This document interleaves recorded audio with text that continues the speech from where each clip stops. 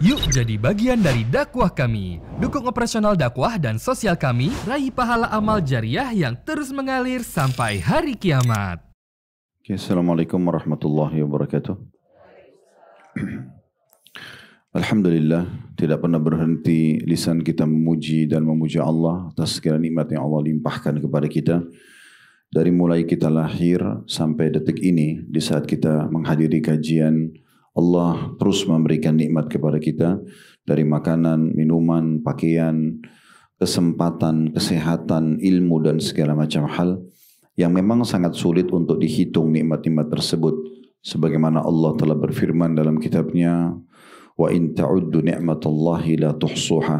Kalau kalian ingin menghitung-hitung nikmat Allah, maka kalian tidak akan mampu menghitungnya. Dan Allah memudahkan kita dengan janjinya yang benar kalau semua apa yang telah Allah janjikan itu dan untuk kebutuhan kita bisa dipenuhi dengan bersyukur. Yaitu kita berterima kasih kepada Allah Subhanahu wa taala yaitu dengan mengucapkan alhamdulillah. Selanjutnya kita panjatkan salam hormat kita kepada utusan Allah Nabi besar Muhammad sallallahu alaihi wa alihi wa sahbihi wasallam, sebagaimana Allah telah perintahkan kita untuk mengucapkan salam hormat tersebut. Baik, kita akan melanjutkan bedah buku kita yang ditulis oleh Amir bin Muhammad Al-Mudhari, 31 tuntunan hidup berkah dan panjang umur ala Nabi sallallahu alaihi wasallam. Dan kali ini kita akan masuk ke poin ke-14. 14 ini sama poin 15 akan kita gabung, ibu-ibu sekalian. Karena dua-duanya berbicara tentang masalah haji dan umroh ya. Saya bacakan dulu di halaman 47 dan juga halaman 48. Poin 14 dan poin 15.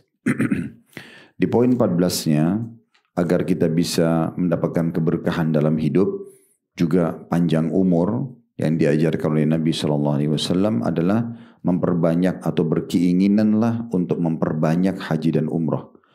Tolong digarisbawahi judulnya memperbanyaknya. Berarti memang di sini bukan hanya sekali atau dua kali, tapi bagaimana kita sering mengulang-ulangi ibadah ini. Nanti akan kita sebutkan insyaAllah rangkaian keutamaan daripada dua ibadah ini. Dan saya lagi minta tim untuk mengirim ke Ketua Majelis Taklim manasik yang biasanya kami isi, yang di situ kaya sekali dengan dalil-dalil Al-Quran dan Sunnah. Nanti ibu-ibu bisa buka PDF-nya ya di handphone. Mudah-mudahan sempat keburu dikirim ya. Saya sudah baru saja WA untuk minta itu, agar nanti apa yang saya sampaikan itu ibu-ibu bisa ikutin di handphonenya.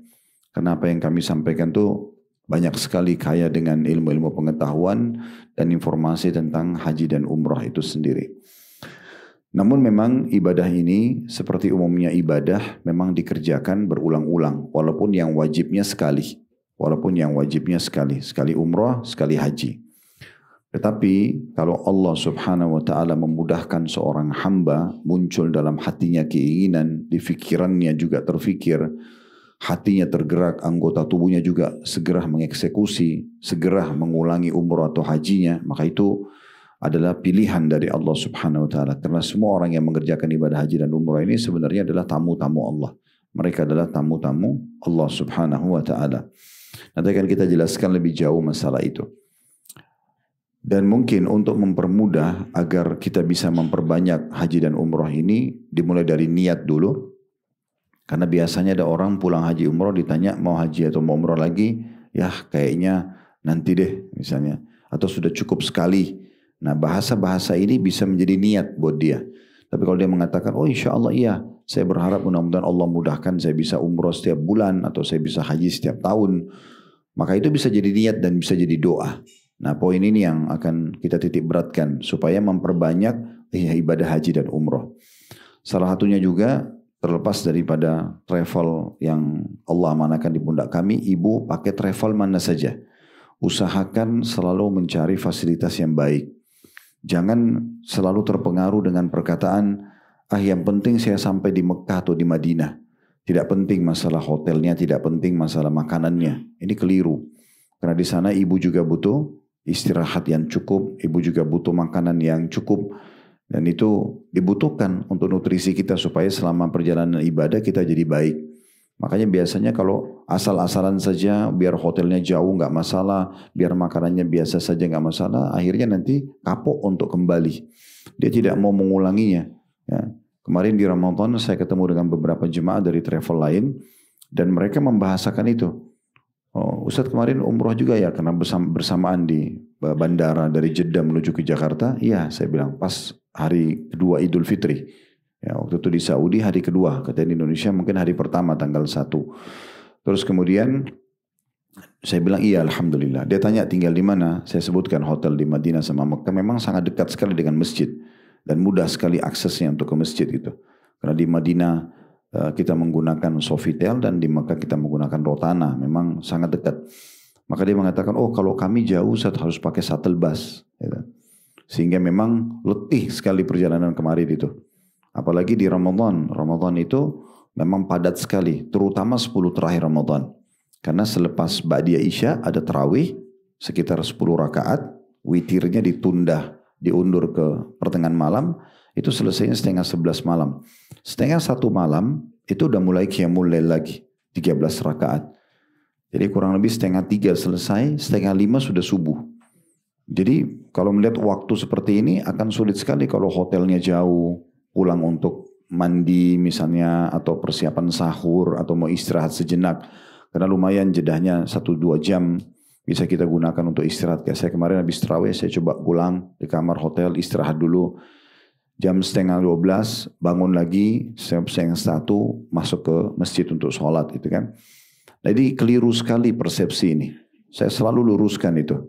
Dan kami memang di Uhud Tour selalu coba buat yang pelayanan terbaik itu karena memang maunya jemaah, oh habis umroh atau haji mau ulangi lagi. Karena nyaman. Ya.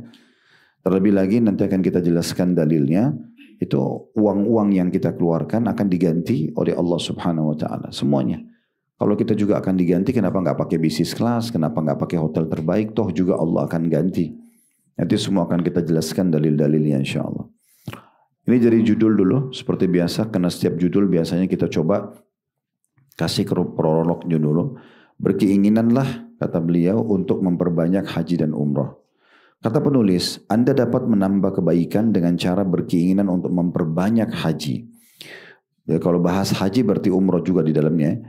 Banyak salafus salih, maksudnya orang-orang terdahulu sebelum kita yang salih, berkeinginan untuk memperbanyak haji dan umroh. Jadi bukan mengerjakan sekali, tapi menjadikan sebagai rutinitas programnya gitu ya.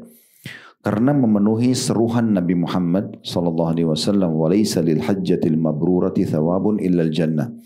Dan tidak ada balasan ya, bagi haji yang mabrur kecuali surga.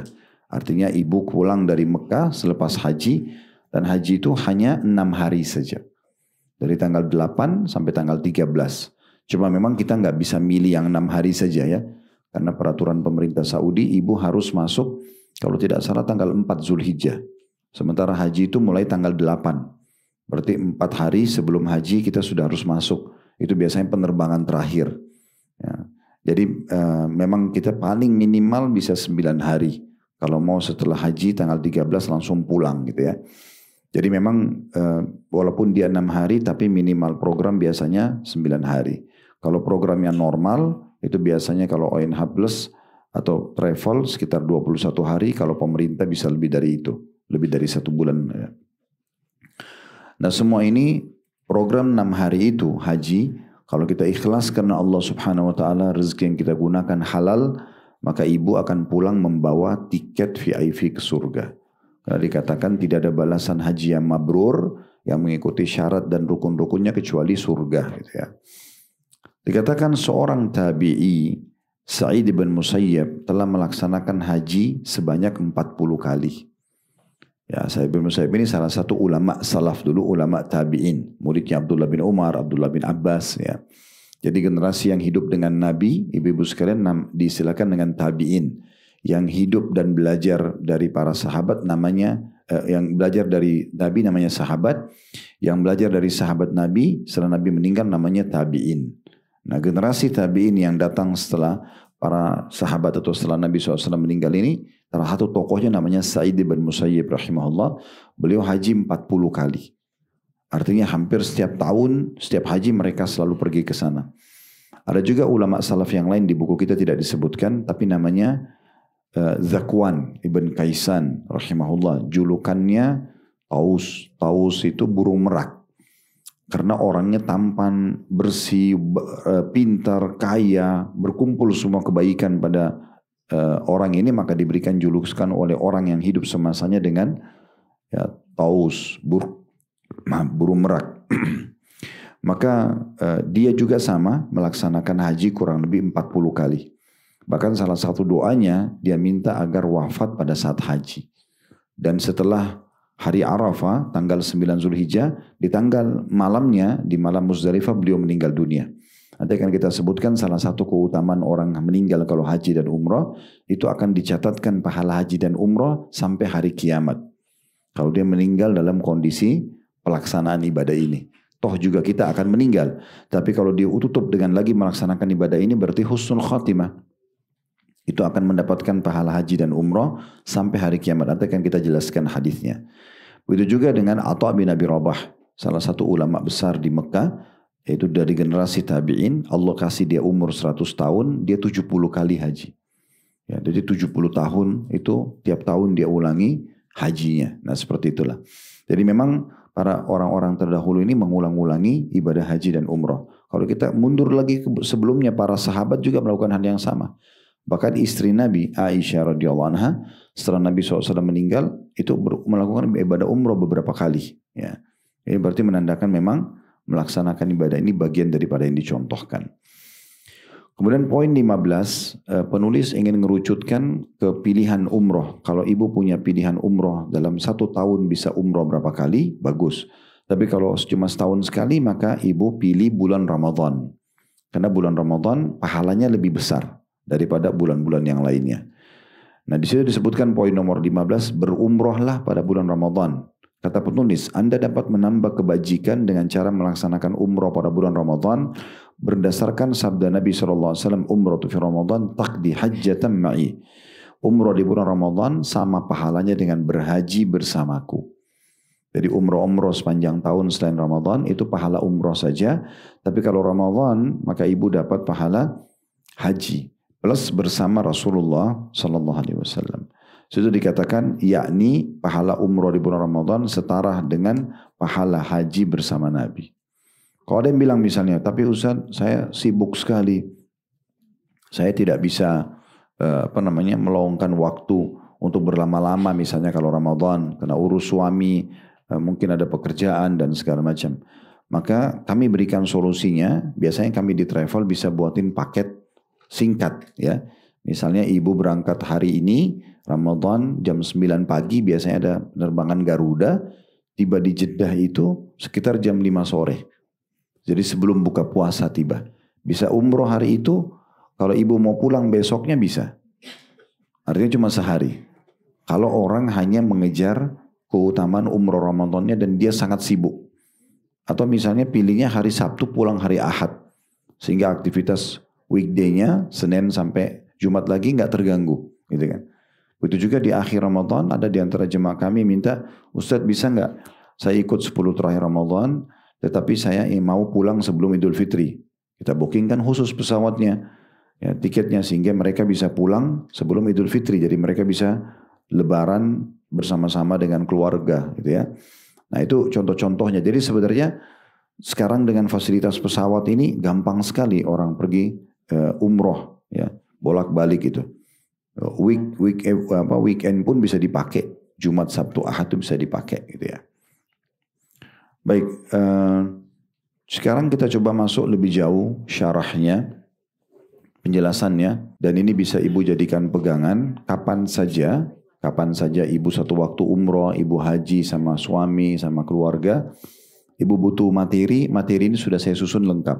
Baik, yang pertama, sambil nunggu itu dikirim di slide yang kami tulis itu, dalil dari Al-Quran tentang perintah untuk mengerjakan ibadah haji dan umrah. Nah biasanya kalau lagi manasik jemaah Uhud Tur, biasa kami sampaikan materi ini gitu. Dalam surah Al-Baqarah 196, ini dalil dari Al-Quran tentang perintah mengerjakan haji dan umrah. Wa atimmul hajja wal umrata lillah. Allah mengatakan dan sempurnakanlah ibadah haji dan umrah. Perhatikan di garis bawahi akhir potongan ayat yang kami angkat di situ, karena Allah. Artinya kalau ibu mau dapat pahala maksimal, lupakan semua selain daripada Allah Subhanahu wa taala. Kayak misalnya hanya seremoni saja, ya kan, untuk meramaikan bersama teman-teman karena semua teman-teman berangkat umroh, ayo rame-rame yuk misalnya kita pergi. Itu sayang banget kalau cuma itu niatnya. Atau testimoni mau coba-coba ya. Enak gak sih umroh Ramadan? Enak gak sih umroh kalau musim dingin atau musim panas? Atau niatnya mau belanja. Karena di Mekah lagi viral apa nih ya. Nanti mau beli gitu kan. Atau hanya sekedar mau coba hotelnya. Karena lagi diviralin. Hotel ini ada terasnya view ke Ka'bah lah atau apa gitu. Contoh misalnya. Itu sayang banget kalau cuma itu niatnya.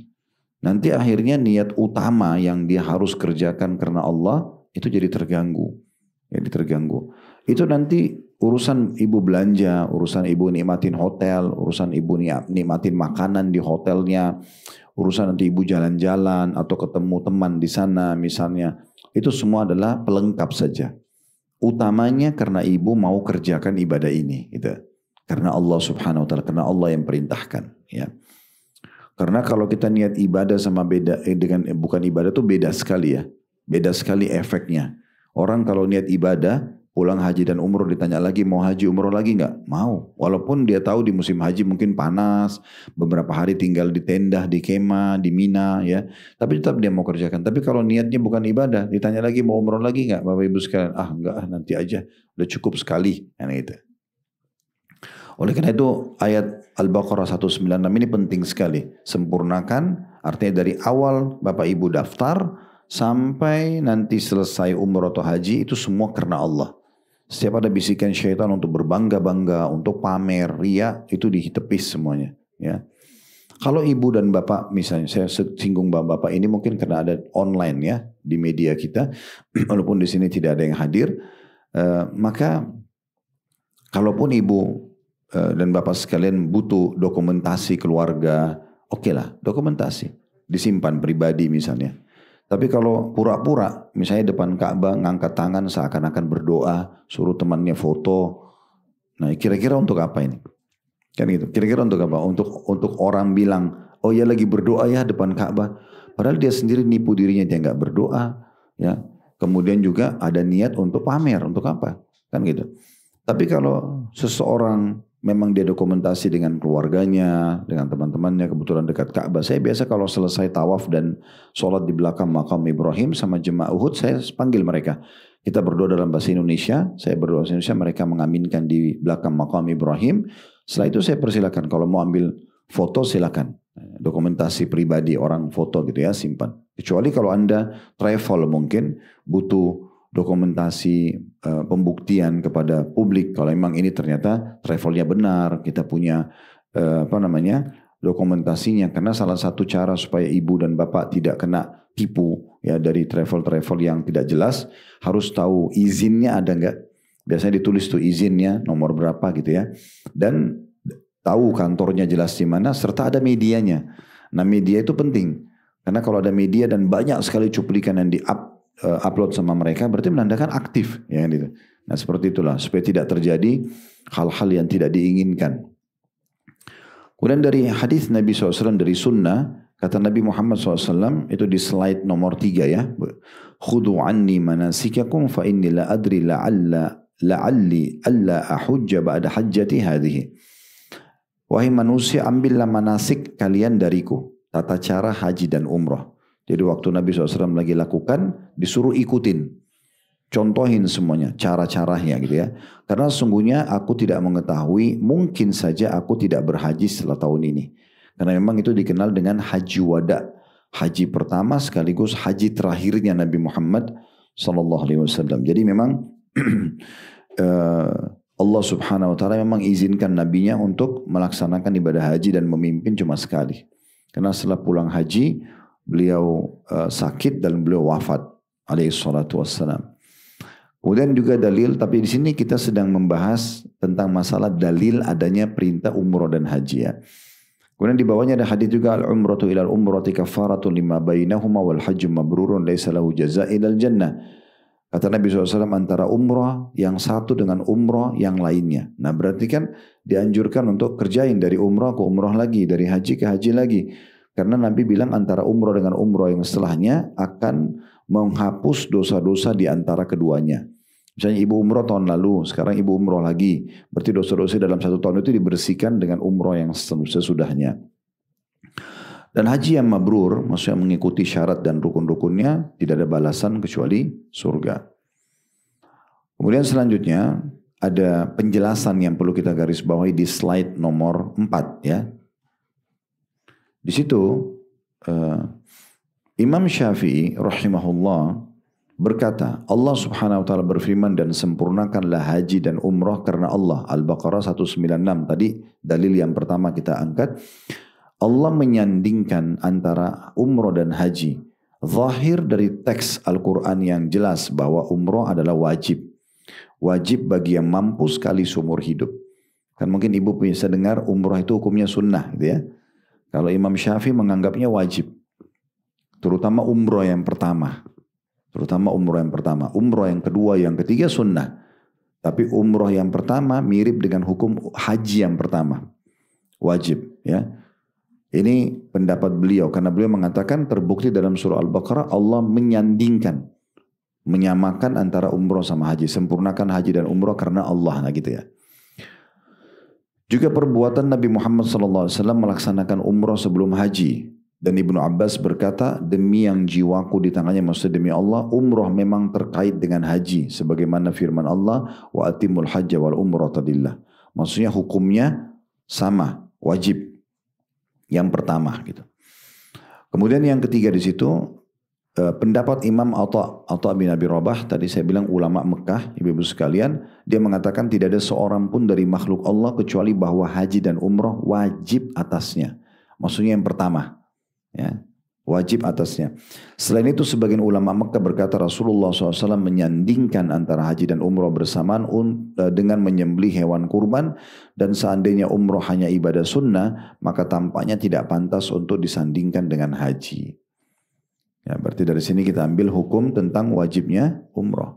Ya, kalau Allah berikan rezeki ibu, misalnya sama suami ada anak-anak sudah bujang, udah gadis, diajak umrah ataupun haji. Karena itu wajib bagi mereka yang pertama. Dan dengan itu berarti ibu memudahkan mereka ke depannya. Kalau kita tidak tahu ya nasib seseorang. Misal dia tidak bisa haji dan umrah. Mungkin keadaan ekonomi berbeda dengan ibu misalnya nanti ke depannya. Sudah gugur kewajiban dia. Karena yang pertama sudah dilaksanakan. Bahkan boleh mengajak umrah anak-anak yang belum balik. Karena dalam sebuah riwayat disebutkan Nabi Muhammad SAW waktu mau haji, pas dekat kota Mekah itu berpapasan dengan satu suku Arab yang datang dari arah yang berbeda. Lalu Nabi SAW tanya, siapa kalian? Mereka sebutkan nama sukunya gitu ya. Lalu mereka pun bertanya, siapa anda? Karena waktu itu belum ada kamera. Orang tidak tahu muka Nabi. Orang cuma dengar di Madinah dan Nabi Muhammad gitu. Jadi yang belum pernah ketemu tidak tahu. Maka beliau mengatakan, saya adalah Rasulullah. Saya utusan Allah. Maka ada satu ibu mendekat ke Nabi, dia bawa anak kecil, lalu dia gendong dan diangkat, dia mengatakan, ya Rasulullah, apakah untuk anakku seumur ini ada haji? Maka kata Nabi SAW, iya, dan pahalanya untukmu. Berarti kan boleh membawa yang masih belum balik. Gak masalah, anak, cucu. Jangan juga pernah berprinsip begini Bu ya, karena saya pernah dengar beberapa jemaah kita begitu. Ya, saya bilang bawa haji dan umroh anak-anak, sudah pernah Ustaz. Loh, walaupun sudah pernah, ulangin lagi. Ya. Daripada kita mengatakan sudah pernah, lalu kita keliling membawa ke tempat-tempat lain yang kemungkinan besar efeknya itu akan sangat berbeda. Kan gitu. Sekarang kalau di Mekah Madinah kira-kira hiburannya apa? Masjid. Hiburannya paling jauh ke pasar atau ke mall di situ. Itu pun perempuan semua berhijab, ya. Mungkin tidak didengarkan ada musik. Orang juga masuk ke kamar hotel, di cuplikan TV bisa lihat Mekah dan Madinah orang lagi tawaf. Ada taklim diadakan oleh travelnya misalnya. Jadi memang umroh reguler pun 9 hari itu kita berada di satu zona aman sama anak-anak gitu ya. Kan anak-anak biar keluar jam 3 subuh paling ke masjid. Kan gitu. Tapi kalau kita bawa ke Jepang, kita bawa ke Eropa, ini ibu sama suami di kamar, ibu nggak tahu anak-anak buat apa di kamarnya. Mungkin dia akan cari negara ini hiburannya apa nih, kita nggak tahu. dia melakukan perbuatan-perbuatan yang salah misalnya. Kan ada efek-efek itu ya, bisa saja. Sementara anak-anak ini tanggung jawab kita. Jadi tidak ada salahnya mengulang-ulangi umroh dan haji buat mereka. Tidak ada masalah gitu. Itu satu hal yang positif saja. Atau paling tidak kalau mau mendatangi negara-negara, seperti kami buatin di travel itu memang datang ke negara-negara Islam. Supaya bisa dapat sejarahnya ya. Sejarah Islam, mereka bisa datang ke masjid sana, bisa mengenal kaum muslimin dan seterusnya. Baik, sekarang kita masuk di slide selanjutnya yang kelima dan beberapa slide ke depan. Itu isinya semua dalil keutamaan. Apa yang ibu dapat kalau ibu umroh dan haji. Yang pertama, umroh menghilangkan kefakiran dan juga menghapus dosa. Maksudnya umroh dan haji ini ya. Dua-duanya menghilangkan kefakiran. Miskin, susah, kesusahan hidup itu akan hilang dengan umroh dan haji. Bukan cuman ya berkurang. Dihapus oleh Allah. Dihilangkan kesusahan hidup, kefakiran dan juga dosa-dosa. Ini dalil yang saya selalu jadikan pribadi sebagai motivasi untuk terus saja semangat mengulang-ulangi ibadah ini. Karena luar biasa sabda Nabi ini. Ibu perhatikan dari Abdullah bin Mas'ud radhiyallahu anhu bahwasanya Rasulullah SAW bersabda, tabi'u bainal haji wal umrah fa innahuma yanfi'anil faqra wad dhunuba kama yanfil qiru khabathal hadidi wal dhahabi wal fidda wa laysa lil hajjatil mabrurati thawabun ilal jannah.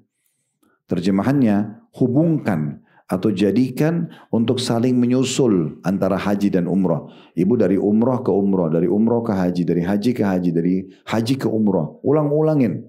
Terus menerus, kata Nabi SAW. Kenapa? Karena keduanya, maksudnya haji dan umrah, akan menghapus kefakiran. Menghilangkan kefakiran. Jadi tidak ada orang pulang haji umrah itu miskin gitu. Ya. Allah SWT akan bukain dia rezeki. Kecuali dia riya, kecuali memang dia beda niatnya ya. Tapi kalau niatnya ikhlas karena Allah, janji Nabi pasti benar. Allah akan menghapuskan kefakiran dan dosa-dosa. Kesalahan-kesalahan kita, ada pemutihan dari semua kesalahan. Sebagaimana ubapan tukang besi mengikis karat besi, emas dan perak. Dan haji yang mabrur tidak ada pahalanya melainkan surga. Hadis riwayat Tirmidzi. Jadi kita bisa bayangkan di sini kalau ada karat di besi bu, atau di emas di perak masih kotor, bagaimana buapan pandai besi itu ya, api yang disemprotin itu bisa ngilangin karatnya sampai mengkilat emasnya, sampai mengkilat besinya, sampai mengkilat peraknya. Nah seperti itu haji dan umroh menghilangkan kemiskinan. Jadi kalau bahasa saya itu mengikis habis kesusahan hidup, kemiskinan dan juga dosa-dosa. Dan kita tahu dosa-dosa ini kalau bahasa kita pelanggaran ya. Semua pelanggaran ada konsekuensi hukuman. Maka semua akan diputihkan. Berarti kita akan selamat dari hukuman. Dan juga kita akan mendapatkan fasilitas yang tertahan karena dosa-dosa itu. Karena orang kalau melanggar di perusahaan, ibu-ibu sekalian kan tidak asing buat kita. Dia akan bisa kena dua hal. Kalau misalnya pegawai ugal-ugalan gitu ya. Dia tidak, maka dia bisa dapat dua. Yang pertama, dia dihukum karena pelanggarannya itu. Yang kedua, fasilitas bisa hilang. Kan gitu. Kayak misalnya naik jabatan atau apalah ya dipromosikan. Itu bisa hilang. Atau bahkan bisa di PHK.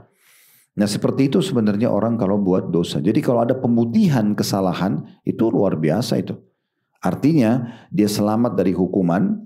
Misalnya perusahaan memutihkan semua kesalahannya berarti dia selamat dari hukum dari pelanggaran itu. Dan juga fasilitasnya bisa kembali. Nah seperti itulah. Jadi ini luar biasa hadis ini. Coba direnungi baik-baik dan jadikan selalu sebagai motivasi dalam diri kita. Sampaikan kepada kerabat. Ya, kalau ada teman-teman yang mau berangkat umroh haji. Sampaikan ini loh keutamaannya. Karena banyak juga jemaah kita yang berangkat. Itu tidak tahu. Oh ternyata saya dapat ini ya. Beberapa hampir mayoritas jemaah yang datang ikut kepada kami di travel. Mungkin sudah puluhan ribu orang alhamdulillah yang berangkat. Itu banyak yang tidak tahu hadis ini. Oh ternyata dapat itu ya Ustaz ya. Gitu. Jadi keutamaan besar banget gitu. Kalau ini kita mau pertemukan dengan uang yang kita keluarkan tidak ada nilainya. Karena saya juga perlu garis bawahi ya ibu-ibu sekalian, travel itu hanya fasilitas. Sebenarnya mereka itu cuma fasilitas, mereka hanya digunakan jasanya. Tapi hakikat daripada perjalanan ibu itu adalah ibadahnya sendiri. Umrah ataupun hajinya karena Allah Subhanahu wa ta'ala. Selanjutnya hadis Nabi SAW, al-umratu ila al-umrati kafaratun lima bainahuma wal hajjul mabrur laisa lahu jaza' minal jannah. Antara umrah dengan satu dan umrah yang sesudahnya, ini tadi sudah kita sebutkan hadisnya tapi saya ulangi di sini. Itu akan menghapus dosa-dosa di antara keduanya dan haji mabrur tidak ada balasannya melainkan surga. Tadi sudah kita paparkan di slide-slide pertama ini ya. Kemudian hadis yang lain, hadis itu riwayat Bukhari Muslim. Hadis yang lain riwayat Tirmidzi, kata Nabi SAW, wa ma min mu'minin yadhallu yawmahu muhriman illa ghabatis syamsu bidunubihi. Tidaklah seorang mukmin yang sepanjang harinya dalam keadaan ihram, melainkan matahari terbenam dengan membawa dosa-dosanya. Jadi kalau perempuan kan memang ihramnya lengkap pakaian ibu ya. Ibu pakai semua, yang terbuka hanya wajah dan telapak tangan. Kaki harus ditutup karena itu aurat. Ditutup. Nah, kalau ibu sudah niatkan ihram, anggap ibu jalan dari Madinah ke Mekah. Kan lewat Bir Ali ya. Kalau pakai bus sekitar 5-6 jam dari Madinah, kalau pakai kereta Haramain, kereta cepat sekarang itu sekitar 2 jam 47 menit. Kurang lebih hampir 3 jam lah. Nah selama itu ibu niat ihram, lalu ibu masuk ke hotel Mekah misalnya, ibu masih bersih-bersih dulu, habis itu ibu umrah, semuanya itu jam-jam yang kita lalui, nanti pada saat terbenam matahari, karena kita tadinya dalam kondisi berihram, akan membersihkan dosa-dosa kita. Sama tadi berarti manfaatnya ya, kita akan, kalau diputihkan kesalahannya berarti ibu akan selamat dari hukuman, konsekuensi dari dosa itu, dan juga fasilitasnya akan dikembalikan. Kemudian yang kedua yang ibu bisa dapatkan, ibu kalau umroh dan haji menjadi tamu Allah.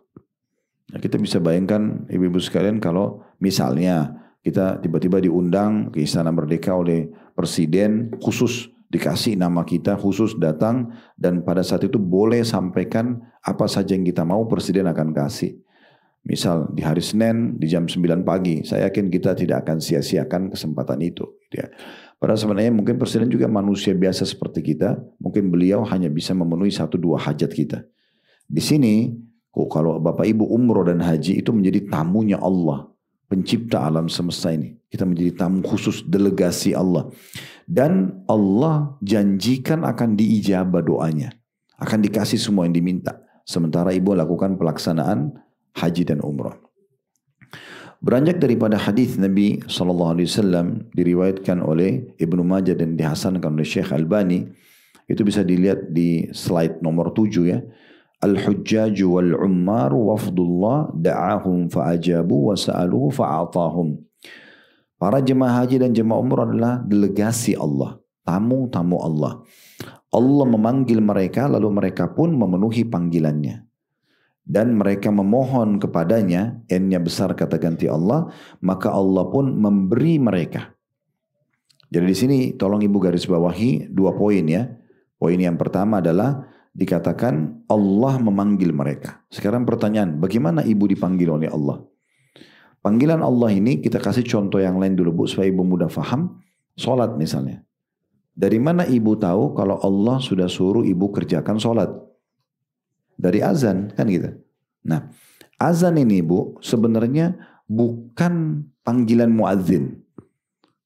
Karena mau orang Arab, mau orang Melayu, mau orang hitam dari Afrika, mau orang bule di Amerika, azannya sama. Allahu Akbar, tutup juga dengan la ilaha illallah, sama. Berarti mereka ini hanya petugas kan. Yang panggil sebenarnya siapa? Allah. Nah itu fahami itu. Kalau ibu faham, oh azan itu panggilan dari Allah, ibu tidak akan meninggalkannya. Karena ibu tahu ini panggilan dari Allah. Selama ini azan kita dengar, ya udah nanti aja deh. Karena kita bukan fahamnya itu. Yang panggil kita itu Allah. Ya, ibu kalau lihat orang miskin, lalu ada hati kita tergerak mau membantu, itu dari Allah. Allah menyuruh para malaikat untuk menggerakkan hati kita. Nah sama juga dengan haji dan umroh. Sebenarnya ibu dapat informasi dari keluarga, mereka cerita umroh, pulang umroh. Atau ibu kebetulan lihat cuplikan gak sengaja tentang Masjidil Haram. Atau ibu misalnya dapat penawaran dari sebuah travel. Ini berpikir positif gitu kan. Karena sebenarnya ibu bisa tolak, bisa terima. Tetapi yang membuat informasi itu sampai kepada Anda, itu bukan karena travelnya, bukan karena teman atau kerabat yang menyampaikan. Memang Allah mau sampai kepada Anda. Tergugah nggak sih untuk menjawab panggilan itu? Ya, karena Allah tidak akan datangkan malaikat kepada kita, ayo umroh. Ya udah, sampai kepada kita informasi sebagaimana azan tadi. Kita dapat brosur, kita dapat panggilan, kita dapat penawaran. Semua itu berarti panggilan dari Allah Subhanahu wa taala. Tinggal kita mau atau tidak. Di sini makna delegasi ini dalam sekali, Bu ya. Sebenarnya saya melihat pribadi umroh, haji, kemudian jihad ya, itu semua seperti satu ujian juga dari Allah Subhanahu wa taala yang Allah mau menguji kita. Dilihat kita ini mau nggak sih? Karena kalau ibu lihat persentase orang yang berangkat haji dan umrah itu, mayoritasnya orang tidak mampu. Jangan pikir orang mampu ya. Kalau kita persentasekan 100%, mayoritasnya itu orang tidak mampu. Jadi orang yang pergi haji, orang yang pergi umroh itu tidak semua orang mampu. Ada orang yang banyak orang berangkat itu karena tabungan yang sudah lama sekian tahun ditabung sama dia. Bukan orang yang mungkin kayak ibu dan bapak yang mungkin kebetulan punya tabungan bisa berangkat setiap saat. Kenapa mereka bisa berangkat? Karena mereka menjawab panggilan itu. Dia terus jadikan sebagai doanya, dia terus jadikan sebagai tekadnya. Akhirnya Allah mudahkan. Berapa banyak orang yang mampu, uangnya ratusan miliar, tapi nggak pergi-pergi ke sana. Karena memang dia tidak, sudahlah, apa sih itu? Paling promosi, paling itu dan gini. Jadi dia tidak berpikir itu sebuah panggilan. Kan gitu. Ini sayang sekali. Sementara hadis kita menjelaskan memang orang-orang yang haji dan umrah itu adalah delegasi, undangan Allah Subhanahu wa taala, undangan Allah. Kemudian Ibnu Umar dalam riwayatnya dikatakan al-ghazi fi sabilillah wal hajj wal mu'tamir wafdullah da'ahum fa'ajabu wa sa'aluhu fa'atahum. Orang yang berperang di jalan Allah, orang yang berhaji dan orang yang berumrah adalah para delegasi Allah. Allah memanggil mereka lalu mereka pun memenuhi panggilannya dan mereka memohon kepadanya. Ini bagian kedua tadi dari hadis yang sebelumnya yang saya bilang ada dua hal yang ibu garis bawahi. Bagaimana kita fahami ibu diundang oleh Allah. Dan yang kedua adalah ternyata dengan kita menjawab undangan Allah dijamin doanya diterima. Mereka memohon kepadanya, N-nya besar kata ganti Allah. Dan dia pun, D-nya sengaja saya besarkan karena kata ganti Allah. Dia pun mengabulkannya. Diriwayatkan Ibnu Majah. Artinya selama perjalanan ibu umrah atau haji itu dijamin diterima doa-doanya. Nah, makanya harus kita mengontrol juga lisan kita, Bu ya. Hati-hati dengan kalimat-kalimat yang buruk atau bercanda tapi sebenarnya itu menjatuhkan diri kita sendiri atau mengucapkan doa-doa yang tidak baik. Itu selama perjalanan hati-hati sekali karena harus kita ucapin yang baik. Jangan bilang kayaknya saya tidak akan sembuh, kayaknya saya selalu ribut rumah tangga, tapi balik semuanya. Ya Allah bahagiakan saya, ya Allah panjangkan umur, ya Allah sembuhkan penyakit. Karena semua itu menjadi doa yang mustajab. Di dalam hadis yang lain kata Nabi SAW, wafdullahi thalathatun al-hajj wal-mu'tamir wal-ghazi. Delegasi Allah ada 3, orang yang haji, orang yang umrah dan orang yang berperang di jalan Allah. Orang yang berperang di jalan Allah. Ya, ini poin penting sekali. Saya pernah ketemu dengan satu jemaah dari Malaysia akhir Ramadan. Saya tidak kenal beliau, tapi dari kejauhan kami kebetulan satu hotel waktu itu di Mekah di Clock Tower. Kemudian dia dari jauh Ustaz terus salaman sama saya. Saya sering dengar ceramah Ustaz di media. Oh ya, terima kasih Pak. Mudah-mudahan Allah ikhlaskan ya kita semua ya. Terus dia bilang, oh saya dari Malaysia. Oh ya. Kebetulan dia rupanya setelah pas akhir Ramadan kami baru kenalan lebih jauh. Dia seorang datuk di sana, seorang pejabat. Tapi dia cerita sama saya. Dia bilang, Ustaz dia tunjuk istrinya sama anaknya. Ustaz ada 3 orang. Dia bilang, saya sama ini istri anak saya ini sebenarnya waktu mau berangkat Ramadan ini itu nggak punya duit. Dia bilang, nggak punya uang. Tapi saya mendengar ceramah potongan Ustaz, coba selalu mohon sama Allah, minta. Karena ini memang undangan. Allah undang siapa yang mau, Allah gerakin hatinya, Allah mudahkan dia jalan. Tapi Allah lihat hatinya besar gak sih untuk ke sana. Kalau cuma setengah-setengah, nanti Allah gak kasih gitu. Maka saya dengar itu lalu saya bertekad, pokoknya saya terus berdoa. Dan beberapa hari sebelum kami berangkat, itu Allah datangkan rezeki saya tidak tahu dari mana sehingga kami bisa berangkat sekeluarga. Itu salah satu pengakuan orang sendiri yang sampaikan kepada saya. Jadi bukan hanya teori, ya secara dalil kita sampaikan, tapi memang ada orang yang praktikin dan memang hasilnya seperti itu. Sebagaimana juga saya pernah punya satu jemaah haji, selepas sarapan, dia duduk sama saya lalu dia mengatakan, Ustaz, boleh nggak saya cerita? Oh ya silakan Pak. Dia ceritalah, dia bilang, saya ini dulu orang tidak mampu. Dia bilang gitu, saya tidak mampu Ustaz.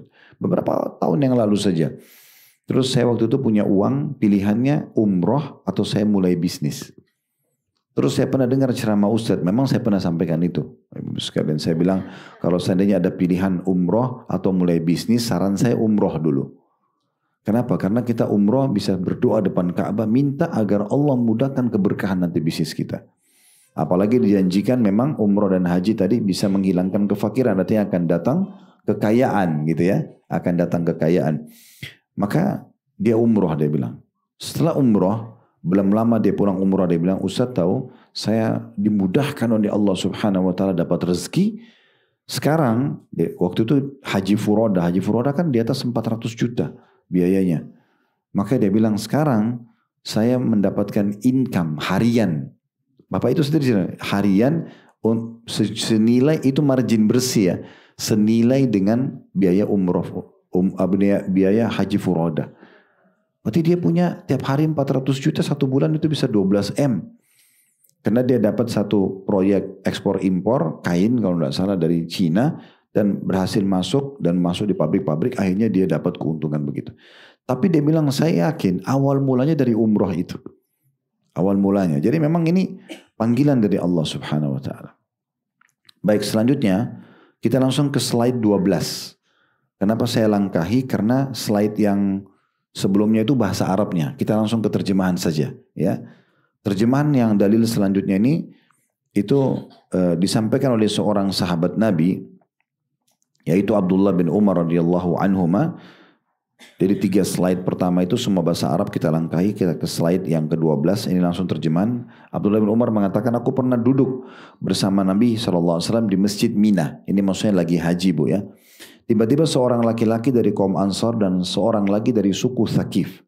Ada 2 orang sahabat dari 2 suku yang berbeda, penduduk Madinah sama penduduk Thaqif. Dua-duanya datang mendatangi Nabi Muhammad SAW untuk mendatangi beliau.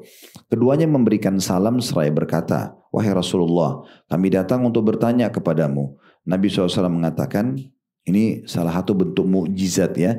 Nabi bilang kepada keduanya, jika kalian berdua mau, aku kabarkan kepada kalian apa yang akan kalian tanyakan. Atau maksud kedatangan kalian. Dan jika kalian mau, ya, atau aku akan lakukan menyampaikan itu. Atau jika kalian mau, aku menahan diri dan kalian bertanya. Maksudnya Nabi ini ingin menunjukkan sebuah mukjizat. Kalian berdua ini sebelum bertanya, saya sudah tahu loh pertanyaannya apa. Kalau mau saya sampaikan, maka saya lakukan. Tapi kalau kalian mau saya diam, kalian bertanya, oke saya akan dengarkan. Maka karena penasaran, keduanya mengatakan, kabarkan kepada kami ya Rasulullah. Kalau gitu Anda yang sampaikan kepada kami. Karena ini ajaib gitu. Kok belum nanya sudah bisa tahu. Ya. Tapi ini mukjizat ya. Ini bukan seperti dukun-dukun. Ini memang Nabi Muhammad SAW. Memang ada wahyu yang menyampaikan. Maka Nabi mengatakan, maaf, tapi orang yang dari Thaqif tadi, dari 2 orang itu, dari Ansar sama Thaqif, Thaqif mengatakan kepada orang Ansar, silakan kamu bertanya duluan. Sampaikan kepada Nabi. Maka dia mengatakan, beritahukan kepadaku wahai Rasulullah. Jadi aku juga penasaran nih, mau pengen tahu mukjizat. Anda bisa tahu apa yang saya mau tanya. Coba sampaikan kepadaku apa yang aku ingin tanya. Rasulullah berikut jawabannya. Maka Nabi bilang, kamu datang kepadaku, akan bertanya tentang kepergianmu dari rumahmu menuju Baitul Haram. Dan apa yang kamu akan dapatkan darinya. Jadi kamu mau tanyakan dari rumahmu, ya pergi haji dan umroh ini sampai ke Mekah, sampai ke Baitul Haram, kamu dapat apa? Pahalanya apa? Kemudian dikatakan, dan kamu juga akan bertanya tentang sholat 2 rakaat sesudah tawaf, maksudnya di belakang makam Ibrahim. Dan apa pahala yang kamu dapatkan? Tentang sa'i, jalan antara Safa dan Marwah. Dan apa pahala yang kamu dapatkan? Tentang wukufmu, haji pada hari Arafah, sore hari Arafah. Dan apa yang kamu dapatkan? Tentang melontar jumrah di musim haji, biasa kita bilang melontar setan ya. Dan apa pahala yang kamu dapatkan? Tentang juga kurban yang kamu sembelih, yang kamu lakukan, dan pahala apa yang kamu dapatkan, serta tawaf ifadah. Tawaf ifadah itu tawaf wajibnya haji, Bu. Ya, jadi nanti kalau ibu haji itu beberapa kali tawaf ya. Biasanya pertama tawaf datang, kalau haji tamattu itu haji umrah dulu, nanti baru ada tawaf wajibnya haji. Maka orang itu berkata, demi Rob, maksudnya demi Tuhan Allah yang telah mengutusmu dengan kebenaran, sungguh memang untuk hal tersebut aku datang bertanya kepadamu. Jadi orang ini membenarkan, kalau benar ya Rasulullah, yang saya mau tanya itu tidak meleset sedikit pun. Ini berarti membenarkan mukjizat gitu ya. Maka Nabi SAW mengatakan, sesungguhnya apabila kamu pergi dari rumahmu menuju ke Baitul Haram, menuju ke Mekah, maka tidaklah untahmu meletakkan kakinya dan tidak pula mengangkatnya, melainkan Allah mencatat untukmu dengannya satu kebajikan dan menghapus satu dosa. Karena zaman dulu orang pakai unta Bu ya. Maka Nabi membahasakan unta. Kalau kita sekarang roda mobil, baling-baling pesawat, roda bus ya. Semua itu tidak ada satu langkah. Ya, kalau unta itu meletakkan kaki dan mengangkatnya kecuali dicatat satu pahala, dihapus satu dosa. Ini berarti kita kalau dari Indonesia 9 jam naik pesawat, baling-balingnya berputar itu berapa pahalanya? Kita naik mobil ke bandara Soekarno-Hatta aja kalau di Jakarta itu berapa banyak, kita udah nggak bisa hitung tuh rodanya, kan sulit hitungnya, tapi Allah punya cara nanti. Jadi setiap langkah hewan kita atau tunggangan kita itu dicatatkan satu pahala, dihapus satu dosa. Yang itu. Kemudian dikatakan, adapun sholat, nanti kita lihat ada riwayat sesudah ini, Nabi mengatakan langkah untahmu dan langkah kakimu. Kalau riwayat ini sekarang kita baca hanya tunggangan saja. Nanti riwayat setelah ini Bu, ada penjelasan tentang langkah kaki kita juga. Si pelaksana umroh haji ini juga sama. Setiap langkahnya dicatat satu pahala, dihapus satu dosa. Berarti kita dengan kendaraan kita sama-sama dihitung. Adapun tentang sholat 2 rakaat setelah tawaf. Ibu kalau tawaf 7 kali di Ka'bah, nanti setelahnya kan sholat di belakang makam Ibrahim. Ini sholatnya paling 2 menit Bu ya. Karena rakaat pertama baca Al-Fatihah sama Al-Kafirun. Rakaat kedua baca Al-Fatihah sama Al-Ikhlas. Nah, ini saja 2 rakaat ini pahalanya seperti pahala memerdekakan seorang budak sahih dari anak cucu Ismail. Jadi supaya ibu punya gambaran, Bilal itu kan dulu budaknya Umayyah bin Khalaf ya, di Mekah ya. Nah, dibebaskan oleh Abu Bakar. Abu Bakar kan yang tebus, dibayar kepada Umayyah, Bilal dibebasi, lalu Bilal dibiarkan bebas, bukan lagi jadi budak. Nah, semua apa yang Bilal lakukan dari kebaikan setelah itu Abu Bakar panen pahalanya. Di masa kita sekarang tidak ada perbudakan. Ibu nggak bisa tebus budak untuk dibebasin. Tapi dengan ibu sholat 2 rakaat yang hanya 2-3 menit di belakang makam Ibrahim, pahalanya sama bebasin 1 orang budak. Selanjutnya, sedangkan sa'i, jalan antara Safa dan Marwah. Kita tahu 7 kali, Safa ke Marwah 1, Marwah ke Safa 2, Safa ke Marwah 3, Marwah ke Safa 4, Safa ke Marwah 5, Marwah ke Safa 6, terakhir Safa ke Marwah yang ke-7. 7 kali ini adalah bagikan memerdekakan 70 hamba sahaya. Seperti bebasin 70 budak. Ya. Saya waktu sampein di manasik ini, mayoritas jemaah kami tidak tahu ini. Oh tidak tahu Ustaz kalau dapat sebanyak itu ya. Karena belum pernah dengar sebelumnya. Ternyata ini keutamaan yang luar biasa. Tentang wukuf pada sore hari Arafah, tanggal 9 Zulhijjah. Maka sesungguhnya Allah turun ke langit dunia. Lalu dia, Allah, membanggakan kalian di hadapan para malaikat. Seraya berfirman, hamba-hambaku, maksudnya para jemaah haji ini, telah datang kepadaku dari segala penjuru yang sangat jauh dengan rambut yang kusut hanya untuk mengharapkan rahmatku. Karena orang musim haji itu umumnya panas.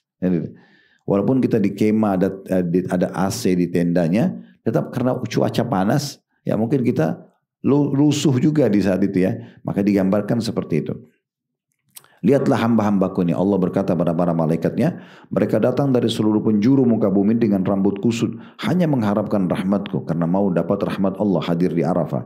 Maka Allah berfirman kepada para malaikat, kalau sekiranya, Allah berfirman kepada para jemaah haji, kalau sekiranya dosa-dosa kalian sejumlah pasir di muka bumi.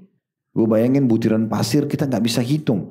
Kalau dosa jemaah haji sebanyak itu, atau sebanyak tetesan air hujan yang turun dari langit, atau seperti buih di lautan yang busah itu biasa ya, karena hembasan ombak kan ada buih-buih. Nah, sebanyak itu niscaya kata Allah aku akan mengampuninya. Berangkatlah wahai hamba-hambaku dalam keadaan diampuni dosa-dosa kalian dan dosa-dosa orang yang kalian mohon syafaat untuknya. Jadi kalau ada teman yang berangkat umroh, wajar kita mengatakan tolong doain saya ya. Karena memang mereka itu mustajab doa. Apalagi kalau di Arafah. Itu doa Arafah ya. Jadi kalau ibu nanti kalaupun lagi haji, jangan lupa maksimalkan berdoa di Arafah. Sampai sebagian ulama mengatakan, kalau ada yang misal nanya, di hari Arafah, mana lebih bagus? Saya baca Quran, saya berzikir atau saya berdoa? Tetap ulama bilang berdoa. Karena doa, tempatnya doa itu di Arafah. Kata Nabi SAW, doa yang paling afdal adalah di Arafah. Ini doa yang luar biasa di sini. Dan termasuk yang orang yang bisa, kalau kita lagi tidak haji, titip tolong doain saya. Nah, Anda kalau dititipkan doa, tidak usah seperti sebagian jemaah saya lihat, ditulis semuanya, di list, di foto, di video depan Ka'bah. Ini sudah saya baca ya. Kalau dia baca untuk 30-40 orang, habis waktu dia. Caranya gimana Ustaz? Tinggal bilang, ya Allah kabulkanlah semua doa orang yang menitipkan kepada saya. Selesai. Sudah mewakili. Loh iya, karena kalau dirincikan kan susah. Kalau begitu kan semua sudah dapat. Ya. Selanjutnya, kita lanjutkan lagi ya. Adapun melontar jumrah yang kamu lakukan. Jumrah ini ibu lakukan 4 hari ya. Tanggal 10 Zulhijjah, hari Idul Adha itu melontar 7 butir batu. Namanya Jumrah Aqabah. Ya, atau dikenal biasa dengan Jumrah Besar, Kubra. Nanti tanggal 11, 12, 13, hari Tasyrik, kita melontar 3 titik. Jadi 7 butir kali 3. Melontar di kecil, sedang, besar. Berarti tanggal 11-nya itu 21 butir batu, tanggal 12-nya 21, tanggal 13-nya 21. Nah kalau 21 ini ibu kali 3, 11, 12, 13 berarti kan 63. Idul Adhanya ibu melontar 7 saja, berarti 70 batu ibu lempar. 70 batu, perhatikan di sini pahalanya bu. Lihat ini luar biasa dahsyatnya. Adapun melontar jumrah yang kamu lakukan, maka dengan setiap batu kerikil, 1 batu kerikil itu yang kamu lemparkan diampuni 1 dosa besar yang membinasakan. Jadi 1 batu untuk 1 dosa besar. Berarti ibu diampuni 70 dosa besar. Makanya haji mabrur dapat tiket surga itu wajar. Karena 70 dosa habis semua yang besar-besar ya. Dosa besarnya.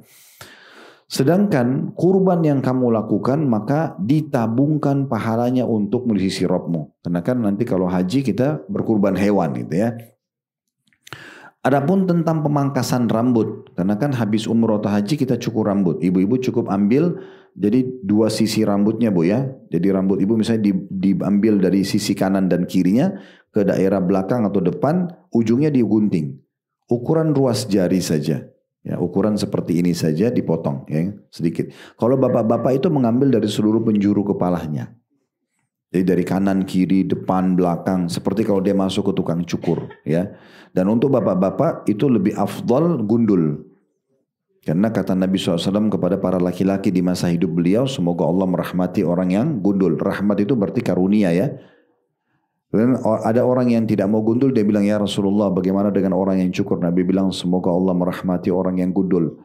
Lalu orang itu bilang lagi, ya Rasulullah orang yang cukur. Kata Nabi SAW, semoga Allah merahmati orang yang gundul. 3 kali Nabi doakan rahmat.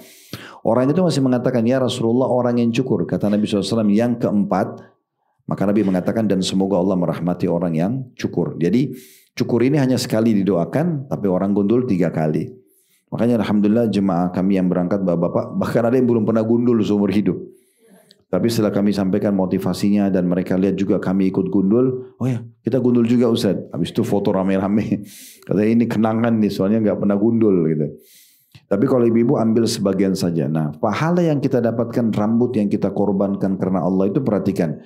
Dikatakan adapun tentang pemangkasan rambut kepala yang kamu lakukan, maka setiap helai rambut yang kamu cukur, kamu mendapat 1 kebajikan, pahala, dan dengannya dihapus 1 dosa.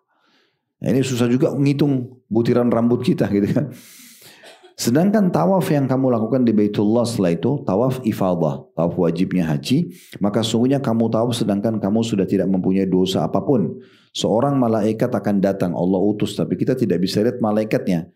Kuasa Allah SWT dia akan datang seraya meletakkan kedua tangannya di atas pundakmu dan berkata, berbuatlah pada masa yang akan datang, mulai sekarang sisa umurmu berisi dengan kebaikan, karena sungguhnya dosa-dosamu yang lalu telah diampuni.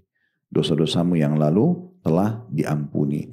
Nah riwayat yang sesudahnya bu, di slide nomor 16 ya, berarti yang 17-nya langsung terjemahan, ini yang saya bilang tadi ya. Kalau riwayat yang sebelumnya itu hanya langkah kaki hewan tunggangan. Nah riwayat ini langkah kaki hewan tunggangan berikut langkah kaki kita. Si pelaksana.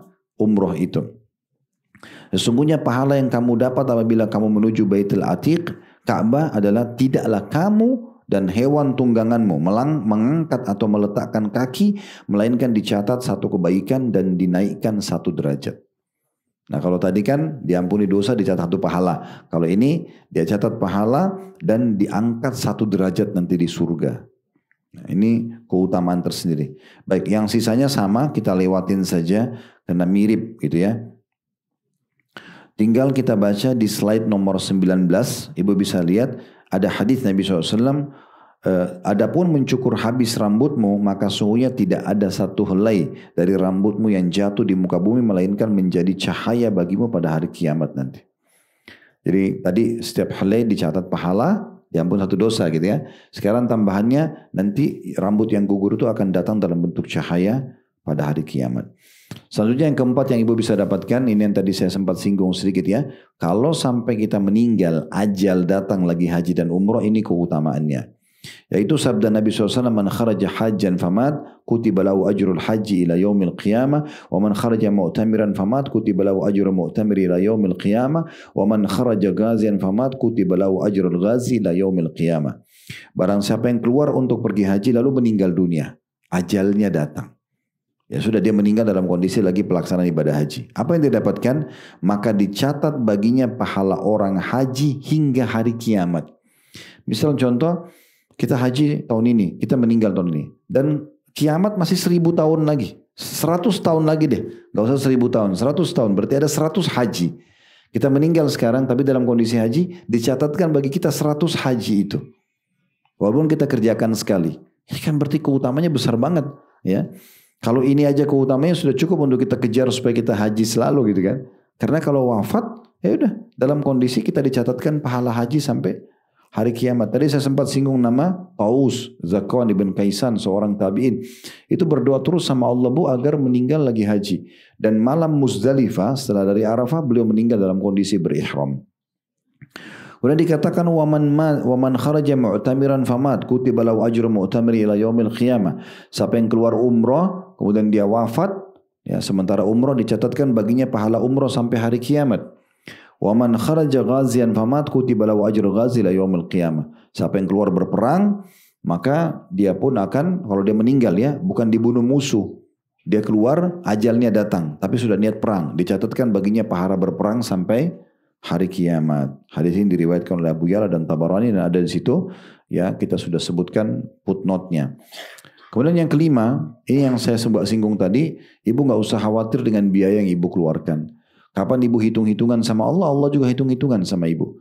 Tapi ibu kalau tidak hitungan sama Allah, Allah akan mudahkan rezekinya. Selama ibu kalau bersedekah, kasih orang, bantu yayasan, bantu masjid, ibu nggak perhitungan, Allah juga nggak akan perhitungan, terbuka rezekinya. Tapi kalau nggak, kayaknya ini 20.000 aja, ini 50.000, padahal ibu punya kemampuan, ya Allah juga akan hitung-hitungan.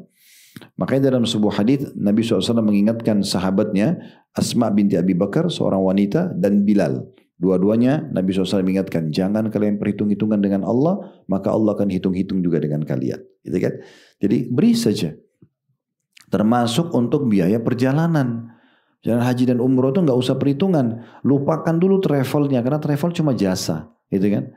Tapi bagaimana kita memang memberikan fasilitas yang terbaik untuk ibadah kita. Ibu kalau mau berkurban, ibu beli hewan yang terbaik. Ya, ibu kalau mau bangun masjid, ibu bangun masjid yang terbaik. Pilih marmernya, pilih catnya yang terbaik, pilih karpetnya, AC terbaik. Karena Allah. Nggak usah pikir siapa yang mau sholat di situ. Semua kita kerjakan karena Allah. Ibu kalau kasih orang miskin makanan, cari makanan yang terbaik. Bukan makanan bekas. Semua itu karena Allah. Bukan karena orang-orang ini. Nah, sama dengan haji umroh. Sebenarnya buat ibu sendiri. Jadi kadang-kadang kami juga heran. Ada sebagian jemaah datang, sengaja cari di travel kami paket yang paling murah padahal orang mampu. Akhirnya nanti tiba di sana capek. Karena hotelnya sedikit agak jauh. Fasilitas hotelnya lebih sederhana, mungkin dia biasa pakai hotel bintang 5. Ini sayang banget. Kenapa nggak biayai diri sendiri? Perhatikan, apa keutamanya kalau kita keluarkan biaya buat diri kita sendiri? Kata Aisyah radhiyallahu anha, bahwasanya Rasulullah SAW pernah bersabda kepada beliau waktu saat beliau sedang umroh. Aisyah sedang umroh. Inna laki minal ajri ala qadri nasabiki wa nafakatuki. Sesungguhnya pahala yang kamu dapat wahai Aisyah sesuai dengan kadar kelelahanmu dan nafkah yang kamu keluarkan. Jadi ibu keluarkan uang itu akan ada tambahan pahala. Tambahan pahala. Begitu juga dalam riwayat yang lain, innama ajruki fi umratuki ala qadri nafaqatuki. Sesungguhnya wahai Aisyah, pahala yang kamu dapatkan dari umrahmu adalah sesuai dengan nafkah yang kamu keluarkan. Jadi uang yang kita keluarkan. Ibu bisa bisnis kelas. Ibu bisa hotel bintang 5. Kenapa nggak pakai yang terbaik? Istirahatnya cukup. Makan yang international food board. Ya. Kami begitu juga di Uhud Tour kami buat semuanya full board. Supaya jemaahnya makan pagi, makan cukup, layak. Dan akhirnya sehat. Akhirnya pergi sehat, pulang sehat. Ibadahnya juga lancar. Daripada kita perhitungan, akhirnya kita susah. Makannya susah gitu kan. Terus berkeluh kesah, gerutu. Akhirnya di sana sementara ibadah jadi nggak nyaman. Nah untuk apa semua ini terjadi? Ya, sementara Allah Subhanahu Wa Taala akan menggantikan. Nah itu poin juga pesan penting ya untuk dipahami. Yang keenam, umroh dan haji itu sama dengan pahala jihad. Terutama bagi ibu-ibu. Karena ibu-ibu mungkin tidak mungkin ke medan perang. Yang hadir medan perang biasanya laki-laki kan gitu. Tapi ibu kalau umroh sama haji itu sama dengan ibu sedang berjihad. Nah begitu hadisnya ya. Saya tulis itu jihadnya para wanita adalah haji dan umroh. Dinukil oleh Imam Bukhari dan Ibnu Khuzaimah juga. Aisyah berkata, qultu ya Rasulullah, hal ala nisa'i min jihad? Qala alaihinna jihada la qitala fi al-hajj wal umrah. Setelah Aisyah mendengarkan keutamaan berperang jihad, dia pun mengatakan, ya Rasulullah, apakah wanita juga ada jihadnya? Enak benar laki-laki pergi medan perang. Ibu kalau belum pernah dengar keutamaan perang bu ya, siapapun yang tersentuh, kata Nabi SAW, 2 telapak kaki yang tersentuh debu medan perang. Pernah ikut sebentar saat kena debu medan, pasti debu ada di medan perang. Itu tidak akan disentuh oleh api neraka. Itu keutamaan luar biasa. Sesaat saja di medan perang, sesaat saja, itu lebih baik daripada ibadah malam Lailatul Qadar di depan Hajar Aswad. Begitu dalam hadis sahih disebutkan. Jadi keutamaannya besar sekali. Kalau ada yang sempat meninggal mati syahid, dia bisa selamatkan 70 keluarganya. Kayak teman-teman kita di Palestina. Ya memang begitu orang kalau mati syahid, ya dibunuh, dibom. Memang begitu. Tapi dia bisa selamatkan 70 keluarga. Dia tunjuk, kamu ikut saya. Selama muslim, masuk surga sama-sama. 70 orang. Bukan 1-2 orang. Diampuni dosanya, masuk surga tanpa hisab. Gak ada pertanyaan mungkar nakir lagi. Wow, banyak keutamaan. Tapi kalau ibu kan ada kesibukan jaga anak, urus suami, ada tanggung jawab juga. Maka Allah mudahkan ibu. Perhatikan hadisnya. Apa kata Nabi SAW? Aisyah mengatakan, qultu ya Rasulullah, hal ala nisa'i min jihad? Wahai Rasulullah, apakah wanita ada jihadnya juga? Karena keutamaannya besar banget. Kata Nabi SAW, mereka atau diwajibkan kepada mereka jihad yang tidak ada peperangan padanya. Haji dan umroh. Enak banget, naik pesawat, masuk hotel bintang 5, tinggal tawaf sa'i, dapat pahala jihad. Itu kan luar biasa. Juga kata Nabi SAW, jihadul kabiri wal dhaifi wal marati al hajj wal umrah. Jihadnya orang yang lanjut usia, sudah tua, orang yang lemah dan perempuan adalah haji dan umrah. Selanjutnya yang ketujuh, keutamaan umrah Ramadan. Ini sudah kita sebutkan tadi di buku kita. Umrah Ramadan kata Nabi SAW sama dengan haji bersamaku. Ini mungkin slide-nya kita lewatin. Ada beberapa dalil nanti ibu bisa baca di rumah ya. Tentang masalah riwayat-riwayat yang menyebutkan keutamaan umrah Ramadan. Tapi intinya pahalanya sama dengan haji bersama Nabi. Yang ke-8 bu. Langsung ke slide nomor 28 ya. Di situ semua yang mendengarkan talbiyah. Talbiyah itu labbaik Allahumma labbaik. Labbaik la syarika laka labbaik. Innal hamda wa ni'mata laka wal mulk la syarika lak.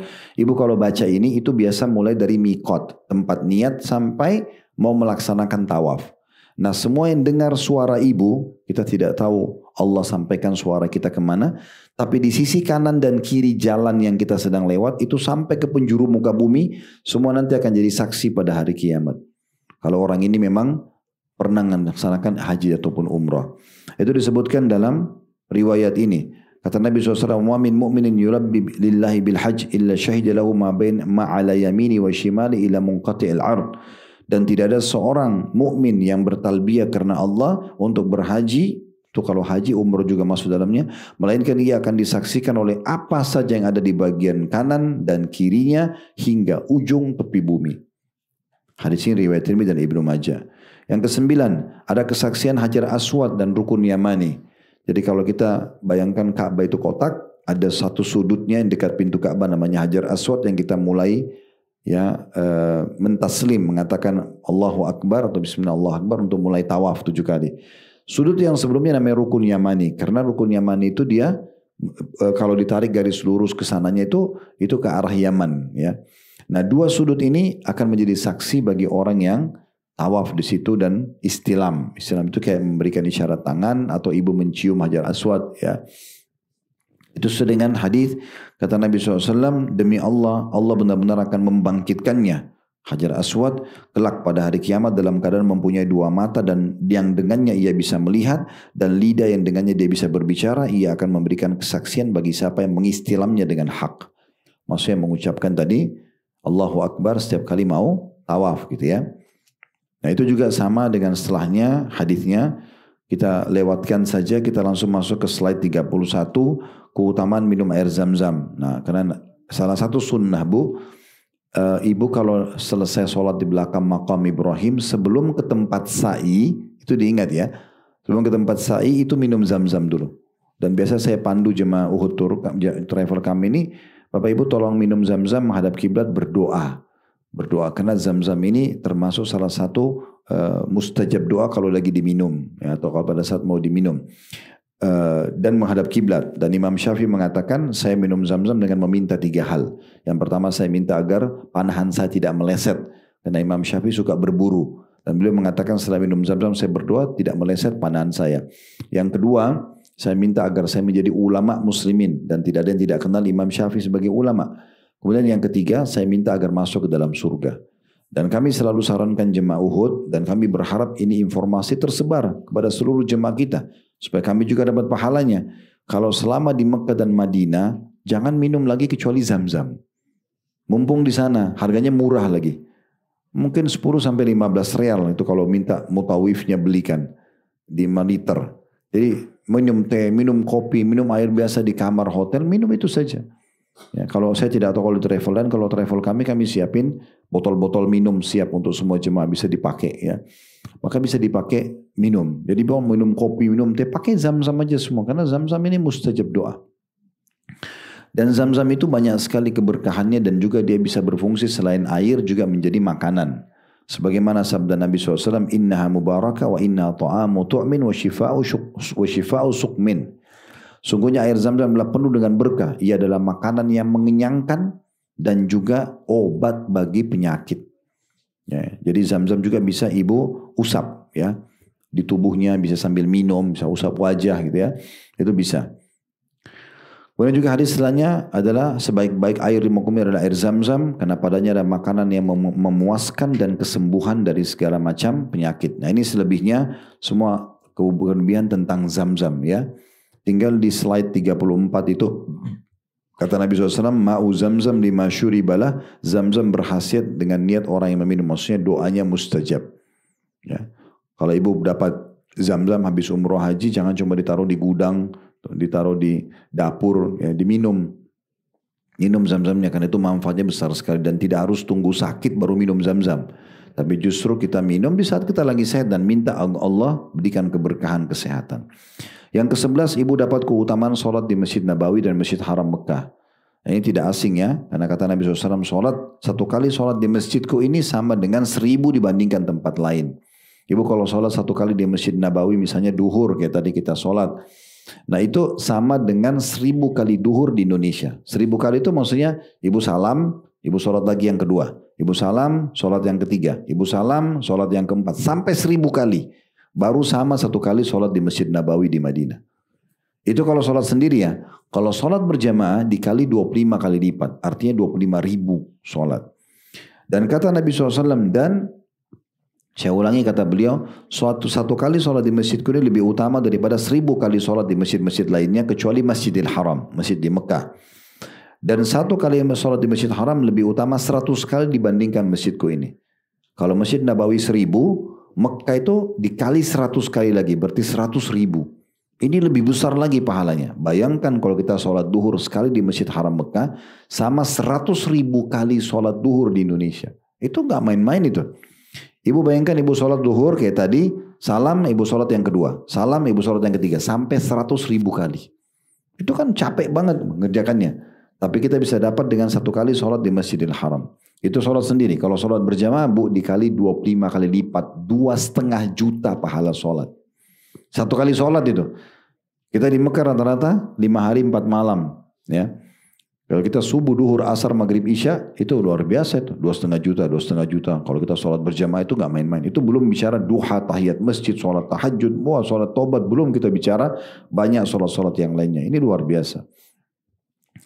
Kemudian yang ke-12 ya, itu adalah jaminan surga bagi orang yang bertahlil, bertalbiyah. Labbaik Allahumma labbaik. Kata Nabi SAW, ma ahalla muhillin qattun illa bushir wa la kabbara mukabbirun qattun illa bushir qila ya Rasulullah bil jannah qala na'am.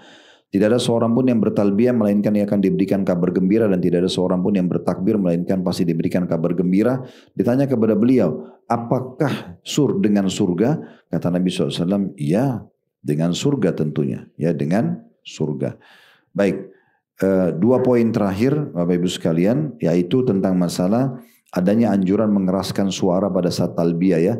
Kalau ibu lagi di bus atau lagi di kereta, kalau dari turun di Jeddah langsung umroh, biasanya kita di bus ya, dari Jeddah ke Madinah ke Mekah, atau dari Madinah kalau naik kereta, sekarang musimnya banyak kereta, itu selama perjalanan kereta itu ibu dan bapak dianjurkan mengeraskan suara talbiyah, ada suaranya keluar ya. Karena memang mengeraskan suara ini diperintahkan. Sebagaimana ada riwayat di slide nomor 38. Atani, kata Nabi SAW, Atani Jibril fa'amarani an amura ashabi an yarfu aswatun bil ihlali awit talbiyah. Jibril datang kepadaku dan memerintahkanku agar menyuruh para sahabatku menyaringkan suara mereka dalam berihlal dan talbiyah. Maksudnya labbaik Allahumma labbaik ya. Seperti itulah. Karena itu adalah syiarnya haji. Itu di slide nomor 38. Selebihnya hampir sama itu Bu ya. Saya tutup dengan slide nomor 41. Yaitu tentang masalah hukum badal. Badal umrah dan badal haji. Maksudnya penggantian. Kalau ibu mau badalkan keluarganya, itu ada beberapa syarat. Yang pertama, ibu sudah pernah haji atau umrah sebelumnya. Yang kedua, ya, dan tentu di sini masuk punya kemampuan ya. Yang kedua, orang yang kita mau badalkan itu baik sudah meninggal atau sudah tidak mampu melakukan perjalanan. Ya sudah terlalu tua, pikun ya, atau dia kena penyakit yang tidak bisa lagi disembuhkan, tidak bisa safar. Nah itu bisa dibadalkan. Tapi selalu kami sarankan agar badal umroh ini dilaksanakan oleh orang lain saja. Misal ibu sepanjang tahun umrohnya hanya bisa sekali. Tadi kita bilang kalau bisa di Ramadan. Nah setiap bulan ibu sebenarnya bisa datang ke travel mana saja. Ibu bilang tolong saya titip badal umroh saya. Kayak kami di Uhutur kami buka peluang badal umroh. Nah titipin badal umroh ya. Jadi setiap bulan kita bisa umrohin orang tua kita. Yang sudah meninggal, yang sudah tidak mampu lagi berperjalanan bisa. Kita dapat pahala umrohnya. Setahun sekali juga kalau mau haji bisa kita badal hajikan. Tentu biayanya jauh lebih murah daripada pelaksanaan ibadah umroh. Karena tidak ada tiket pesawat, tidak ada hotel. Ini cuma dititipin nanti travel akan berikan kepada teman-teman mahasiswa di sana. Dan itu. Nanti dilaksanakan. Nanti pelaksananya itu kalau di travel kami ada buktinya. Dia pada saat niat di mikot dibuat videonya. Nanti dia pegang nama, dia sebutin nama orang. Misalnya nama Fulan bin Fulan almarhum misalnya gitu ya. Terus dia di mikot niat, dia lagi tawaf, dia lagi sa'i dan dia lagi tahallul. Cukur rambutnya. Itu kalau umroh. Kalau haji diikutin dengan wukufnya di Arafah, jumrohnya, kemudian mabit di Mina. Ini semua dia buat videonya satu rangkaian. Nanti akan kami kasih ke Bapak Ibu ini loh. Yang kemarin badal umroh atau badal hajinya dan ada sertifikat yang kami kasih gitu ya. Kalau pelaksanaan bisa. Jadi sebenarnya kita bisa mendapatkan pahala ini walaupun kita sedang tidak melaksanakan ibadah umroh haji. Tinggal kita ya titipkan untuk keluarga kita. Selebihnya slide yang ada itu Bapak Ibu sekalian adalah slide tentang tata cara teknis pelaksanaan umroh dan haji di lapangan. Itu tidak kita bahas sekarang karena memang itu bahasan berbeda. Kalau memang sudah mau melaksanakan ibadah umroh haji. Yang kita butuhkan sekarang adalah keutamaan yang tadi sudah kita butuhkan. Allahu a'lam. Baik, kalau ada benar dari Allah silakan diambil dan diamalkan. Kalau ada salah dari kami tolong dimaafkan dan kami istighfar kepada Allah Subhanahu wa taala. Subhanakallahumma bihamdika asyhadu an la ilaha illa anta astaghfiruka wa atubu ilaik. Wassalamualaikum warahmatullahi wabarakatuh.